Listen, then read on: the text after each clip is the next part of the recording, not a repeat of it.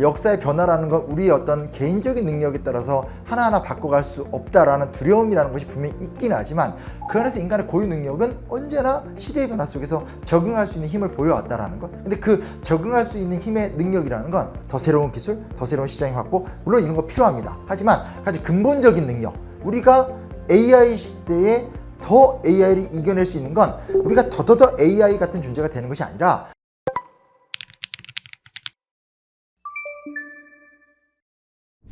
뭐 여러 고유한 능력들이 많다고 생각하지만 그 중에 대표적인 것이 저는 재해석 능력과 그리고 조합 능력 같아요. 그러니까 재해석이라는 건 다시 생각한다는 걸 의미하는 거고, 조합이라는 것은 말 그대로 창조적인 생각은 아니더라도 기존에 존재하는 걸 이렇게도 만들어보고 이렇게도 만들어보고 이런 성격을 말씀을 드리게 됩니다. 인간이 갖고 있는 가장 창발적인 태도는 뭐냐면 하나의 어떤 패러다임, 하나의 어떤 생각을 하게 돼요. 그러다가 현상이 바뀌면 이게 틀렸다라고 하면서 새로운 생각을 할 수 있고, 다시 또 현상이 바뀌게 되면 기존의 생각이 맞다 뭐 이런 생각을 해볼 수도 있게 되는 능력을 갖고 있다는 거죠.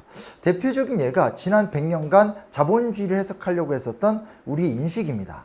이게 무슨 얘기냐면 재해석을 하는 거죠. 어떤 상황에서 자본주의는 유효하다, 시장은 유효하다. 하지만 또 어떤 상황이 되면 그것은 유효하지 않으니까 이것에 대한 새로운 대안을 마련해야 된다. 근데 또 상황이 바뀌기 때문에 우리가 마련한 대안은 틀렸다라고 하는 재해석의 능력이라는 게 저는 굉장히 좀 중요하다는 생각을 해보게 되고요. 근데 지금 이 얘기는 듣고 있으면 어떻습니까? 너무 큰 얘기잖아요. 거대하게 시장이 바뀌고 국제 질서가 바뀌고, 이거는 정말 말 그대로 정말 이렇게 가장 큰 거대 담론이라면 사실 누누이 말씀드리는 거지만 세상은 생각보다 디테일하게 변화하거든요.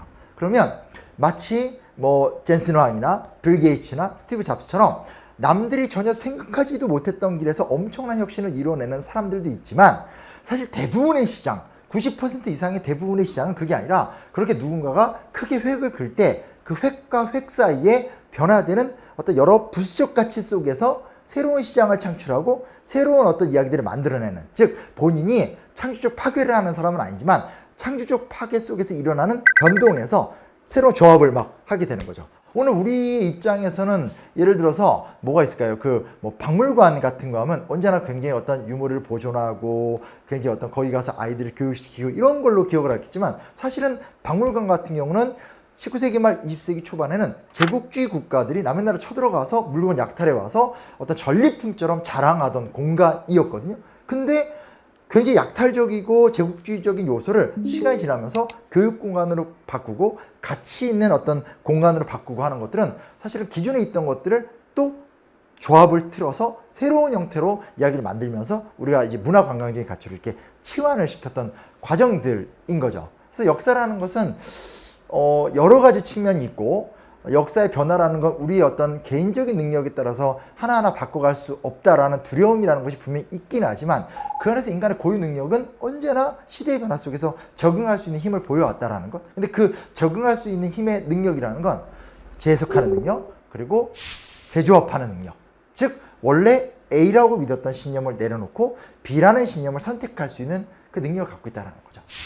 고상하게 얘기하면 반성하는 인간, 이런 것도 우리가 좀 살펴보면 좋지 않을까 하는 생각을 해보게 됩니다.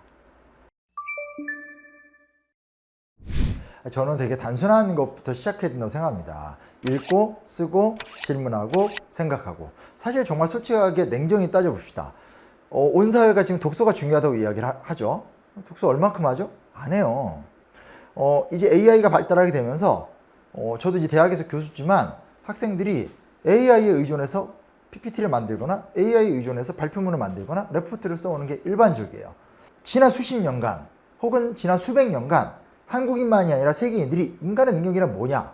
문자를 쓸 줄 알고 문자에 근거해서 사고할 줄 알고 책을 많이 읽으면서 새로운 질문을 할 줄 안다. 이걸 다 했어요. 하지만 지난 수십 년간 한국에서는 그런 것들을 정말 내면화시켜서 그걸 나의 삶으로 구현해서 실천하면서 끊임없이 현재 정답이 아니라 내일의 대답이 될 수 있는 질문을 하는 문화는 사실 없다시피 했어요.